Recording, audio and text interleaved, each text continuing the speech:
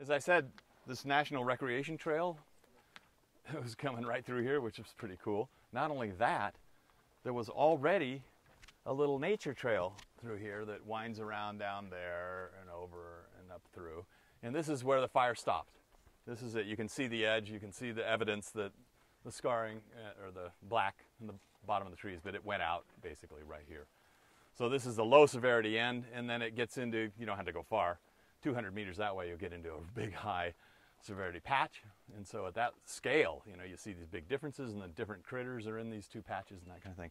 Anyway, my wife, who's the interpretive biologist, saw the opportunity to convert an already existing nature trail into this story. So she wrote all this. Then I get to edit that kind of thing, you know, and so I make sure, hey, you can talk about blackback. And so you can have your story be told. So a lot of the challenges for scientists is, you know, how you get the word out. And, you know, we all publish, but it sits on a shelf and no one ever reads that anyway. You need it for credibility, but how do you communicate better and more broadly, widely? And you try all kinds of things, and this is certainly one of them, interpretive materials. Costs a lot, you know, I think. So I got a grant from Joint Fire Sciences program, and I think we paid, I don't know, I'm guessing now, $10,000 to get this kind of thing made. These are expensive, get all these kinds of things printed. The time and energy for all the artist that was involved. Wasn't there art in this? No, it's all photos.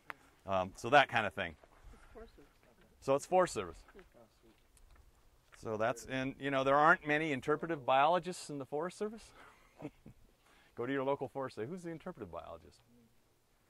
And so again, the Lolo is kind of out there on the edge, I think, and being fairly proactive about communicating why they're doing what they're doing. Because if you get the public supporting what you're trying to do, you know, on the land, then you're going to have more success getting it done.